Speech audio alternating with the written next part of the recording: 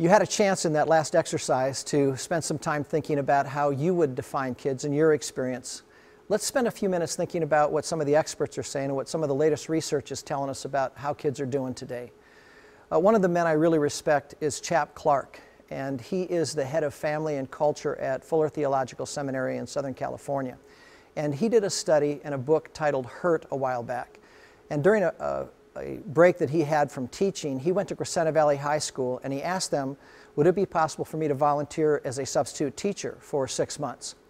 And because of his relationship with the faculty there, they welcomed him on campus. But he said, I don't want to teach geometry or mathematics or history or English. What I want to do is I'd like to talk with kids every day for 6 months about what they believe about life. I'd like to find out what kids think and what kids are like and then communicate that to the outside world. And he was blessed by the faculty to be able to do that. And so day in and day out, he listened to kids and he told them what he was about, and kids began to entrust how they really felt about life and God and sex and money and family and all these different issues. And Chap was amazed as he listened to kids, as you can tell by the title of his book, how hurt they felt.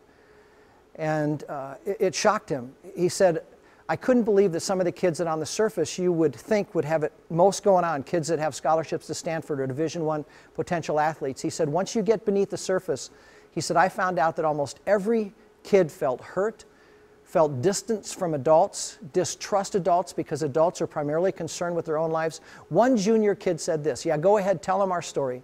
Tell them the truth, that nobody cares, nobody listens, that teachers and coaches and cops and parents don't even know who we are. Tell them that and see if anybody listens. Not a chance. That was from a vocal spokesman at Crescenta Valley High School. And so, you know, this whole wave of kids that distrust adults, and they will tell you that, you know, really I only trust my friends, and therefore they go underground and they form these clusters of relationships.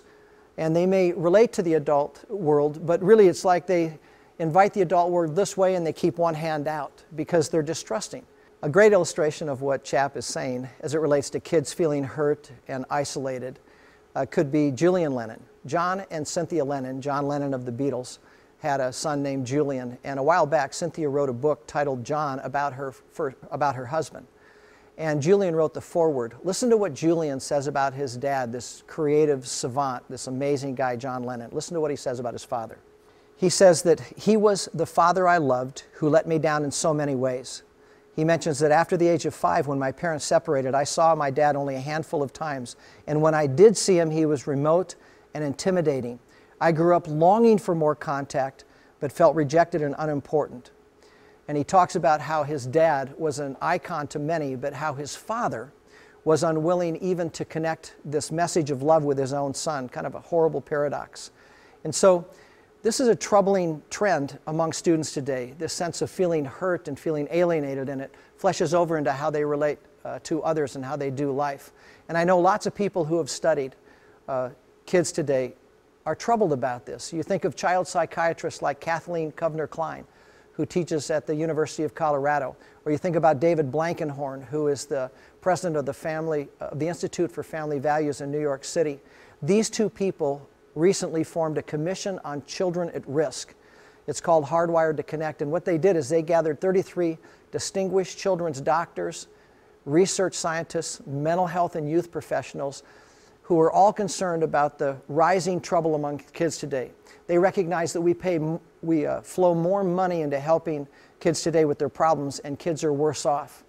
I mean, you just stop and think that 1 in 4 teenagers today have trouble with alcoholism.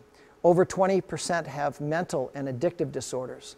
Even 20%, 1 out of 5 kids is seriously considered committing suicide. And you can go into a study of a well-known East Coast college who every year when freshman girls flow in, they give them a survey. And 20 years ago, 1 in every 288 admitted cutting. Well, just a couple years ago, in the incoming female class, 1 in every 5 admitted cutting. I mean, why is it that in the midst of material affluence, everything's going backwards when it has to do with mental and emotional and behavior indicators for kids? Some of the key findings is they found out that humans are hardwired to form relationships. They found out that in a kid's life, either the presence or the absence of a nurturing environment during childhood not only shapes a child's psychological and emotional development, but also alters brain development in ways that profoundly affect a kid long term.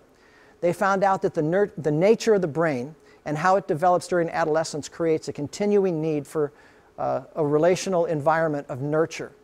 And they found out that human beings are biologically primed to seek moral and spiritual meaning.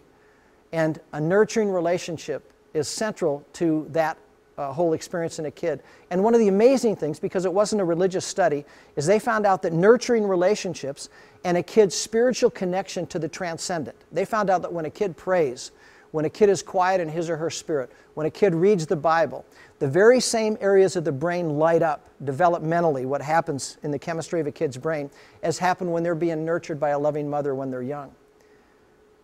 So it's an incredible thing that their study and Chapwood both say that the brain is really meant to grow in the context of a living relationship with someone who's passionately committed to a kid's well-being. It sounds like one of my heroes, Yuri Brofenbrenner, the professor of human development at Cornell, where Brofenbrenner said, listen, you want to raise a healthy child? That child must have at least one adult who is irrationally involved in his or her life. Every kid needs someone who's crazy nuts about them. And so the relationship that a kid-unique adult builds with a kid, that's the nurturing environment that feeds the heart of a kid. And so both of these studies conclude, listen, kids need adults who will step in and engage them in a discovery-rich relationship.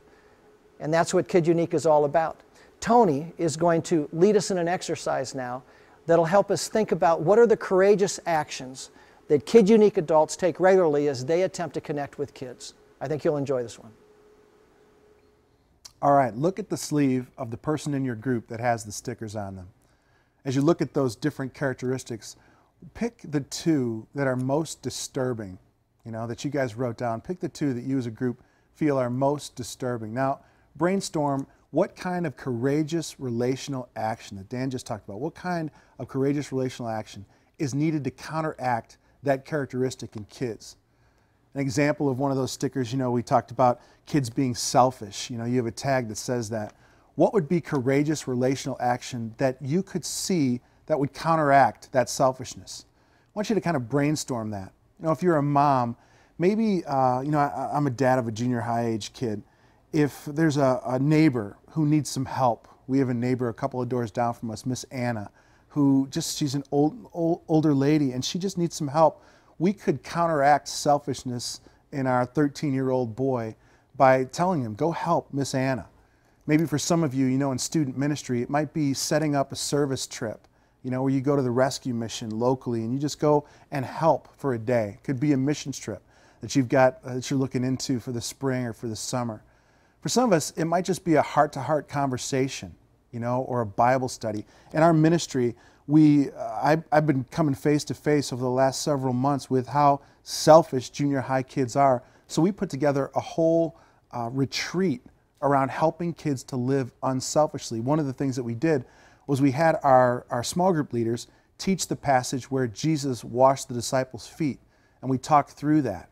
And you get a leader to get on one knee and actually wash a student's feet. It's an amazing thing, not only the awkwardness for the student, but for a leader, it counteracts. It's a courageous relational action that counteracts selfishness. Now, if you do this, be careful that you wash the feet of a junior high kid. You'd have your tetanus shot, and your oxygen mask nearby, all that kind of stuff. So look at your stickers, Pick a couple that are disturbing to your group, and then have some conversation about what courageous relational action it would require for you to counteract it. Take some time right now and get at it.